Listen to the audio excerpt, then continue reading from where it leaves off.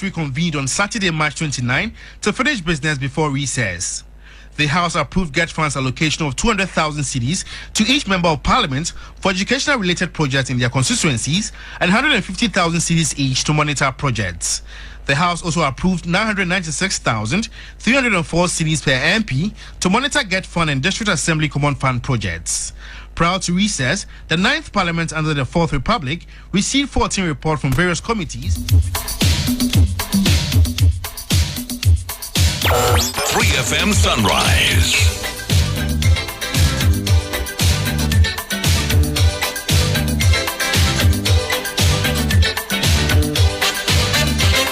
I'm sure now you're aware that Parliament has approved an amount of 250,000 cedis each for members of Parliament, and that's to the Ghana Education Trust Fund distribution formula. This allocation is intended to fund education-related projects and the constituencies of MPs.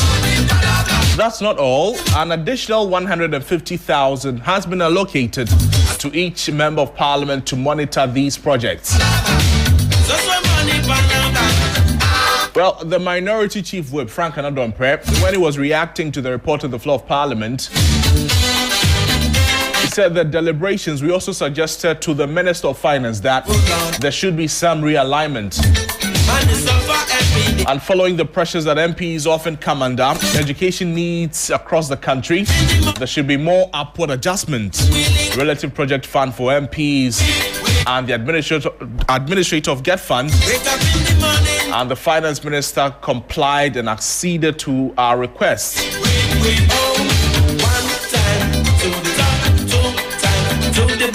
Well, after that happened, education think tank Africa Education Watch, they criticized the allocation of the 350,000 cedis in GETFUND resources to members of parliament for education-related projects within their constituencies. The executive director of Africa Education Watch, Kofi Asare, who we will be speaking to, argued that GETFUND has the capacity to directly finance and monitor projects nationwide, making MP-led allocations redundant. Well, getting into this conversation, he explained that the constituencies are political electoral units and not administrative ones, and that district assemblies, as the designated administrative bodies, they should be responsible for monitoring government projects in their jurisdictions. Are these funds going directly to the MPs? Well, Mr. Sari clarified that the funds do not go directly to these members of parliament, but instead they are directed to the district assemblies, which then execute educational activities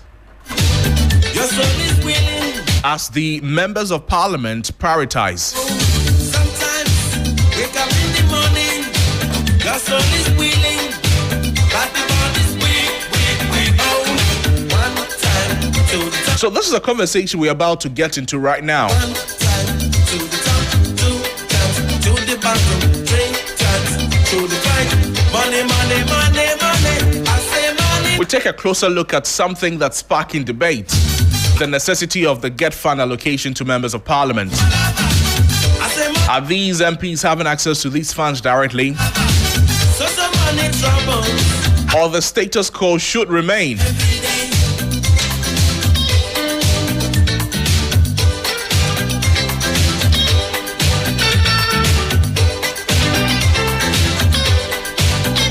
Let's speak with Peter Nochukote. He's the chairperson of Parliament's Education Committee. Mr. Honorable, thank you so much for making time for us this morning. I'm sure you were in Parliament when all of this was happening. From where you sit, are you satisfied with where we've gotten to? Yeah, thank you very much, and good morning.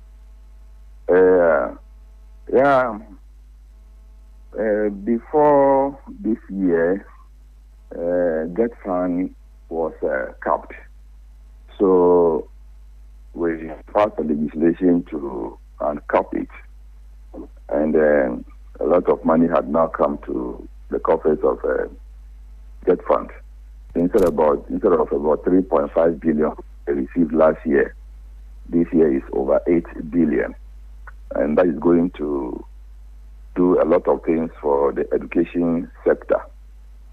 believe that there will be regular releases so that the programs and activities that are lined out in the estimates or the formula will be carried out to the fullest. I see. There have been some reactions that have come after this arrangement was made, or if you like, this allocation to MPs for education projects. Do you think the concerns are invalid? The concerns are arising out of nothing? Oh, that allocation has been there before I entered Parliament in 2013. And I don't know why people are making noise about it this time. Because I remember getting access to it or having access to it as soon as I entered Parliament. And I remember having used it for a number of interventions. You see, it's money meant for intervention. I remember there was a time in my district the teachers had no lesson notes and registers. So I used that to supply those materials for them. Then again, you go around, you see that there's a disaster, maybe rainstorm, some roofing sheets are ripped off. You need to provide money for all the communities to remedy the situation. And many other things, you have to support the district education office for repair works or buy one or two items. So the money is an intervention allocation. And then because you can hardly use it for any major project.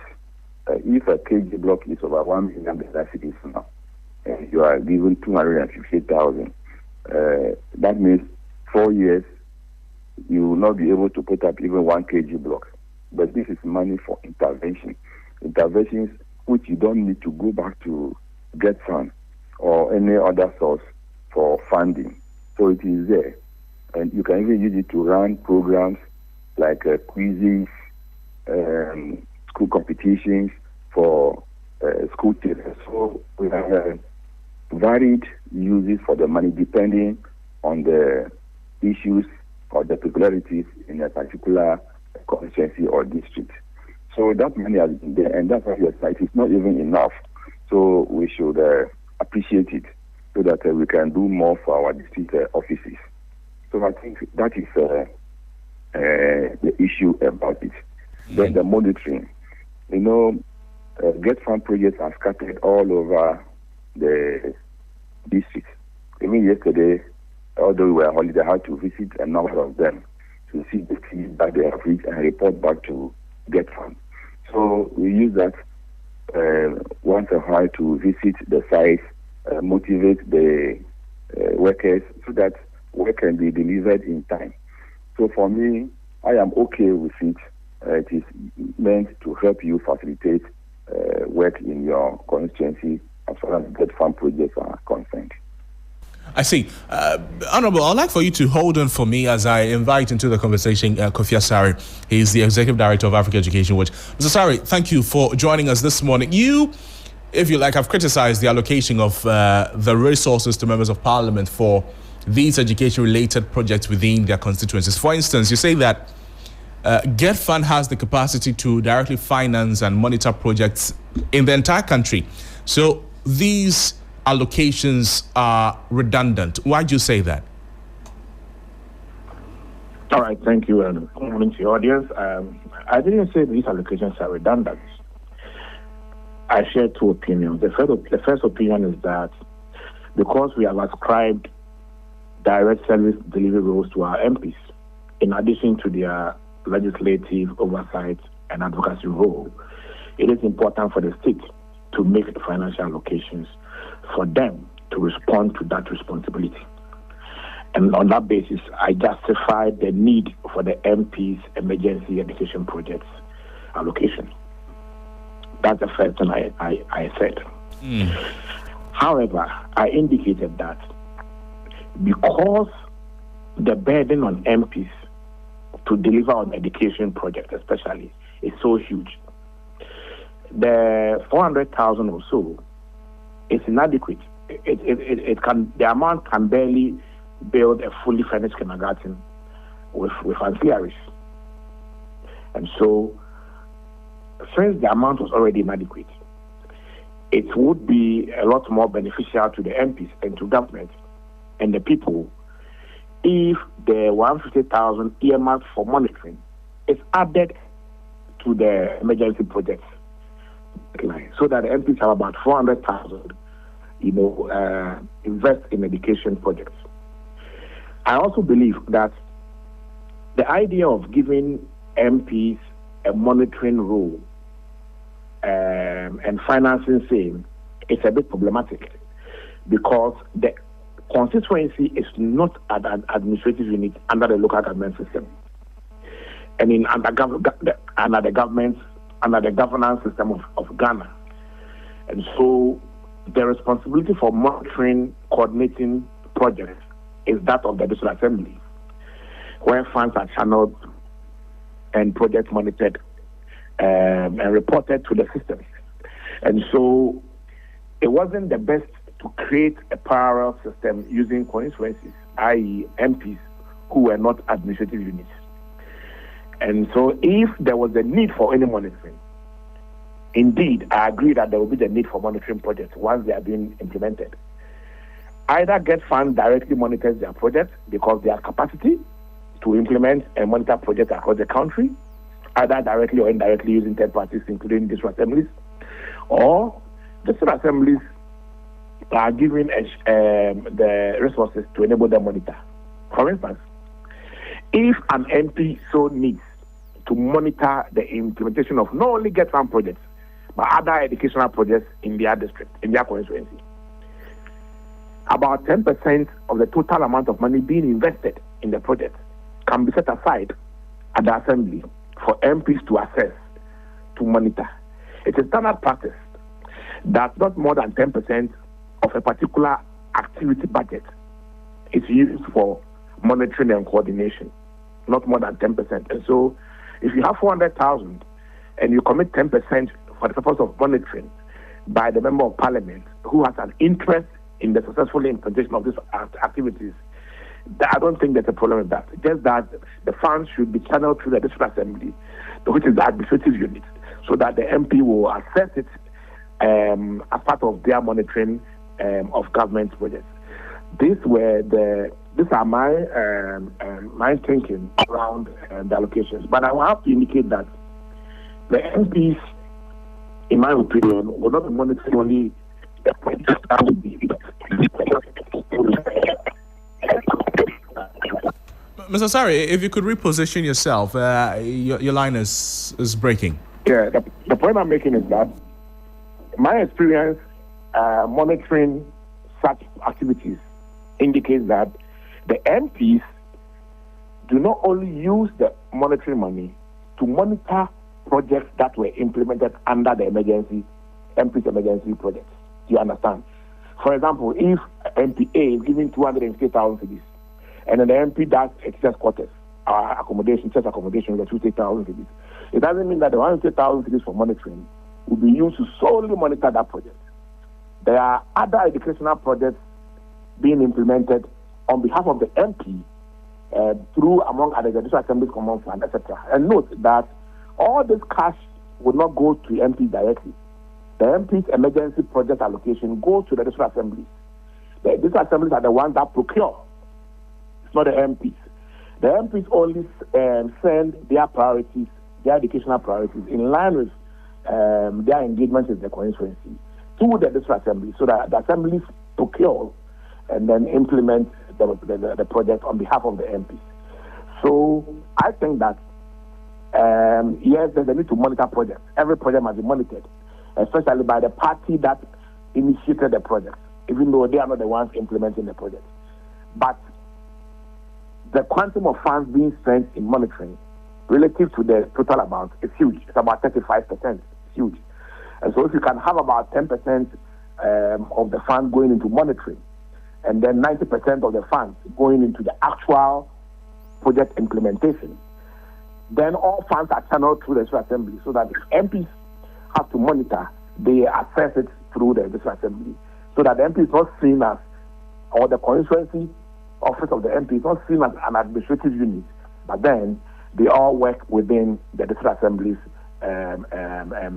system. That is my initial comment on this. Mr. Sari, stay on the line for me. Honorable Nochu, so there are concerns about some of the challenges in relation to this thing that we're doing. For instance, when it comes to the distribution of the resource. Now, constituencies have diverse educational needs, and if the amount is blanket as it is, it means that some constituencies may not receive proportionate attention, reinforcing existing disparities between constituencies, by extension between regions. Also, if we have to do this at the prioritization of the MPs, I'm talking about the projects, then how do we, ensure again proper distribution within the constituencies itself?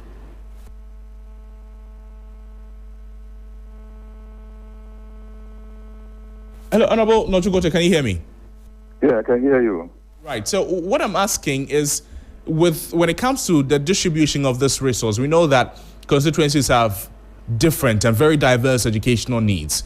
And if we're doing this, there are concerns that constituencies may not receive appropriate attention. And this, by extension, will reinforce disparities between constituencies. Maybe a constituency in a village and a constituency in a city.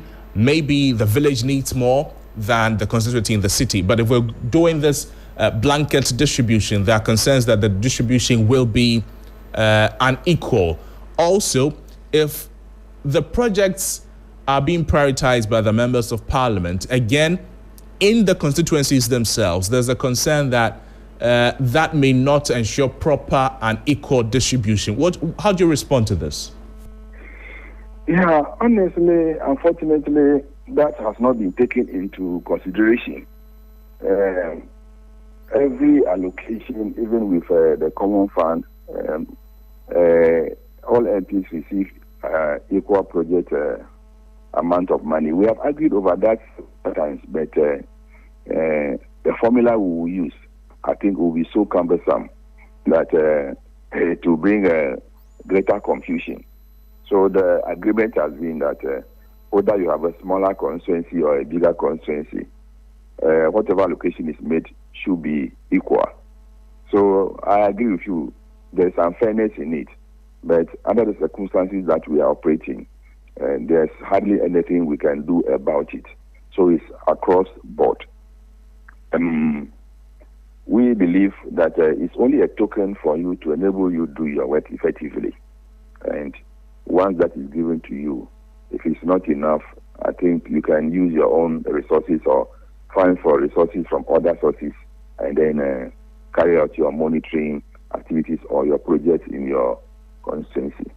So I will say that yes, it is not enough, but it is meant for interventions.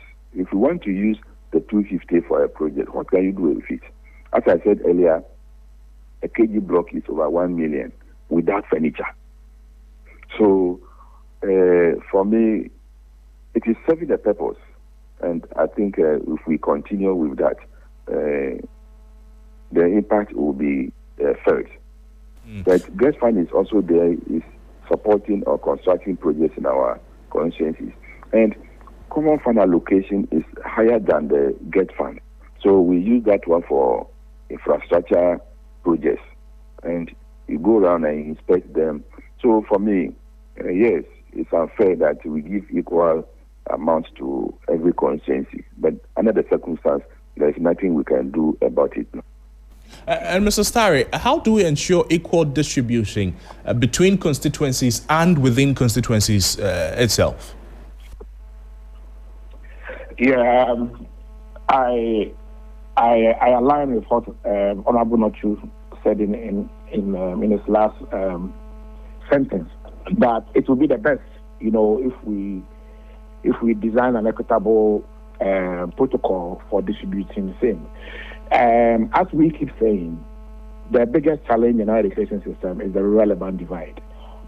And the rural-urban divide has been perpetuated by an inclusion-blind resource allocation system, where resources are allocated to various parts of the country without due cognizance or adequate cognizance of their peculiar negative situations when it comes to level of infrastructure development, etc.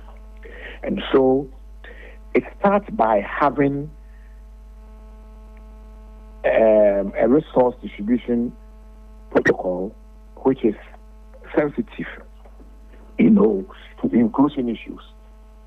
And one would have expected that in allocating funds for MPs emergency projects, even though these are emergency projects, it would have been great to have a formula that gave more amount of money to deprived districts, where the education financing gap is high, especially for infrastructure and goods and services, compared to endowed districts, like I am also West Rugon, where I am, where infrastructure needs or basic education needs are available. And so I think this conversation is a healthy one. We appreciate that the amount in question is a useful one. And so we must bring in mechanisms to strengthen its responsiveness and its equity. And this discussion should feed into the design of the next formula for MPs, such that it will become more inclusive, equitable, and targeted, so that the impact rather ends up closing the relevant gap rather than maintaining or widening it. So I think we're having a healthy discussion, which I am happy the committee chair is part of, so that next year, when discussions around the formula commence, we will have an equitable basis to influence the equitable allocation of the MPC. But I believe that particular allocation is a very useful one. If it can be increased, it should be increased. If we need to strengthen, we need to strengthen the accountability as well. I know MPs are not the ones who are spending the money. But if the assemblies are spending the money, we want to see reports from the MPs, because the projects are being implemented for and on behalf of the MPs. Right. They are MPs' priority projects. So the MPs should be reporting on the progress, so that when Parliament is discussing the formula, Parliament will also discuss the projects that were embarked upon by MPs in the previous year. So we urge GETFUND to work closely with the MPs to have a reporting mechanism, if there isn't any, and if there is one, make it more effective and public, so that the general public will get to know that these allocations that are made every year actually go to do something on the ground. And A, B, C, D, and E are what the allocations went to do in the previous year. That is what we desire in addition to the allocation. And Honorable Nochu, so Mr. Sari has spoken about the measures for accountability, and we know that there currently are limited reporting structures, and there's the potential for these to undermine, the efforts to track and evaluate the success of projects funded under this scheme. There are suggestions that members of parliament should begin submitting reports detailing the expenditure, completed projects, and, if you like, tangible education outcomes. I'm sure this is something you will align with. How will it go in the long run to benefit what we're doing? Yeah, thank you. What is currently happening is that before the money is released, you will have to liaise with your district director of education that this is what I want to use the money for. Then the district director will approve it and add a cover letter to your letter to GETFUND. And the money is released directly to the district education office, not even the district assembly. So the program you have sent and approved by the director, you have to go by it. So that is what happens. So, and at the end of the year, before any new allocation is made to you again, there's accountability. The district director will have to write that the money sent the previous year, this is what we have used it for. That is what normally happens. So the accountability is left for the district director of education to render, because he or she is a disbursement officer. You only approve the project, and then the monies are released by the district director of education. That is how it is. So we as MPs are not directly involved in releasing the money for the various programs and activities. So that is the accountability method adopted by GETFUND and all other agencies. I see. Mr. Sari, Mr. Nochu has spoken about the accountability measures adopted. Are these enough, and what more would you want to add to ensure, the accountability process is thorough enough? I think the measures may be there, but the public is not unaware of the outcome of the measures. I'm yet to see a report of any district education office indicating how MP's share of the district assembly, MP share of the GETFUND, or MP share of the district assembly commerce fund was spent. If you have read many reports from assemblies and from district assemblies, and then they don't create a section for that. They only indicate how much was given as MP share of the DACF, for instance. That's all. What went into education from the MP share will not be indicated. Because we are having a conversation around society or the public ascribing social service delivery roles to our MPs, in addition to the advocacy and legislative and oversight roles, it is important that a deliberate effort be made to report on tangible activities and their outcomes, as a result of the MPs being given funding to implement. It is very, very important. As for the district education office, we have a lot of issues with them and their reporting culture. The reporting culture within the Ghana Education Service is not the best. Okay, they report to themselves. They don't report to anyone. They report to themselves. And so if you go on the GES website, you won't find any report there for your consumption. We must move from the culture of limited disclosure of information to limited non-disclosure. And we must also embrace basic tenets of open governance. It must be standard practice for every GES district director to submit a report at the end of the year to the Member of Parliament, indicating how they spent and the progress they have made in implementing activities funded on behalf of the Member of Parliament, whether it is GETFUND or DACF.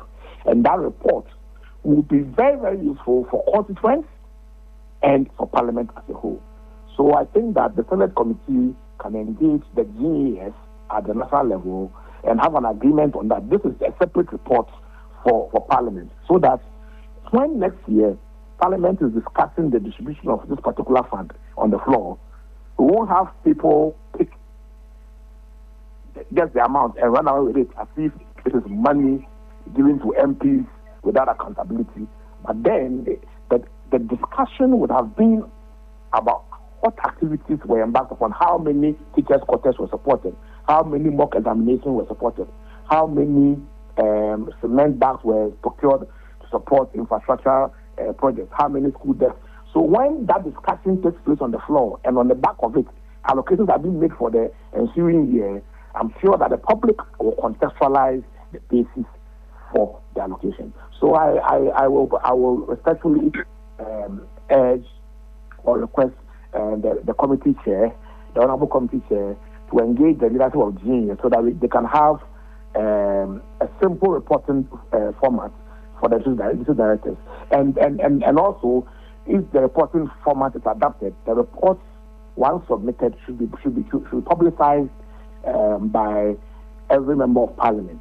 You understand? So that their constituents will also know what they've been doing with the money, so that all Ghanaians will know how the GETFUND has been used. Secondly, is that GETFUND in their report also do not create any space for what I'm discussing. And so GETFUND in their reporting system should also create a space for how the MP's emergency allocation was used every year. If we have that, I think that it will go a long way to improve the governance of these resources we are disbursing for education and development at the school level. Right, Honorable Nochuko, you are the ranking member on the Education Committee. I don't know whether you'd have anything to add on this subject before we move on to some other conversations still on education. As you said, yes, before monies are released, these requests are passed through the District Director of Education. I think it's a very good suggestion because when committee met with GETFUND even the other day, we're saying that when next they are coming before the committee, there are certain line items we will need to know what and what they have been able to achieve. You don't come with only the figures and tell us we have allocated this. This was for 2024. This is for 2024. What did you do? What project did you do in 2024? Next time they should come and give us a detailed information on all these projects. So it's a very good suggestion. I will pass it on to the committee members and advise GETFUND accordingly, so that every money that is released to the District Education Office through the MP's project fund, we will know at the end of the year what projects the money have been used for. Thank you so much for your time with us on the program. I appreciate you so much. We've been speaking with Peter Nochuko. He's the chairman of the Education Committee in Parliament, and Kofi Asare, he is the executive director of Africa Education Watch there.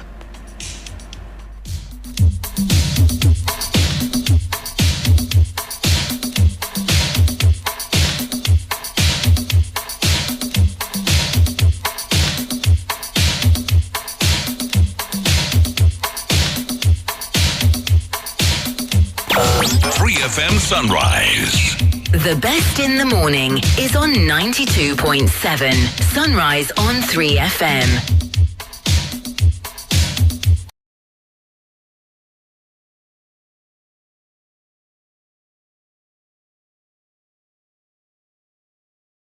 The House, made this decision to give these members of Parliament, if you like, this amount of money. Reactions on social media has been varied. There are those who think that this is not a good thing to do because the education on the duties or the responsibilities of the MP has not gone down so well with them.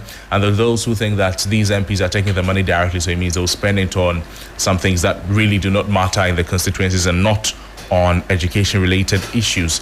There are those who are also saying that the amount is still very inadequate. Where do we draw the lines between the differences, and how do we, move forward in this area? Honorable, I think highlighted that this is not new, right? If I heard him correctly, no, it's not. And in terms of the amounts, did he say that this is the usual amounts as well? Did he add that particular context? There's been an increase, but it is still very low. Because he said if you're building, a fully furnished, maybe kindergarten block, for instance, you're spending well over what has been given to these members of Parliament to do. But this, he maintains, they're just, emergency measures or interventions. So that the District Assembly Common Fund is there for the members of Parliament to rely on if they wish for educational projects in the country. But I mean, the main things would be transparency and accountability. I think for many people the concerns are will there be public reporting on the projects? I think that should be the way forward. But given what we know, I think there may be lapses in that. Also, given Ghana's broader economic challenges, some might ask, and some are asking, is this the best way to allocate GETFUND resources? Are our MPs the best managers of these projects? Also, the issue of fair distribution has come up, with constituencies with greater educational deficits receive more, or as we now know, it's a blanket allocation. Is that right? Yeah. All of them receiving the same amount. So again, that's why they are raising the concern about the formula for the distribution, because the needs of constituencies are not the same. Right. Domi Kwabinya will not be the same as Elembele.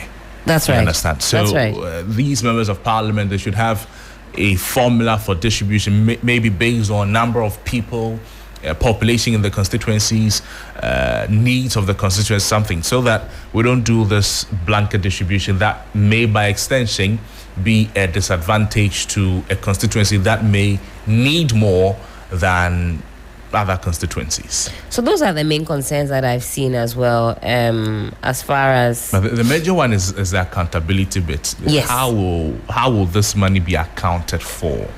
Because just like Kofi Asare said, he has not seen any report since we started doing this that any district has brought this report detailing the activities or what this allocation has been used for. Which is something that maybe the Education Committee of Parliament will begin looking at.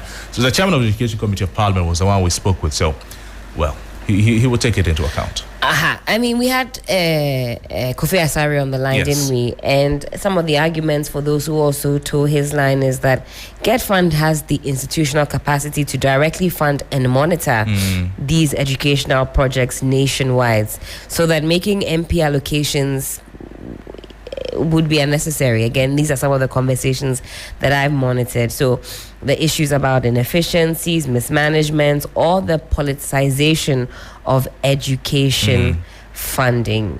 We see how it all unfolds, because the proof is in the pudding.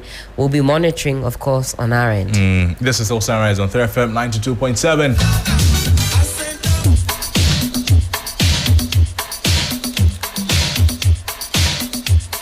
Stay with us here. We're getting into some other conversations as we've entered into the month of April.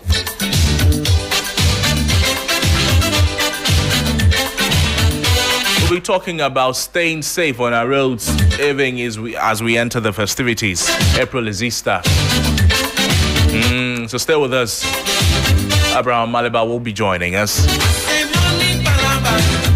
and we'll talk more about that.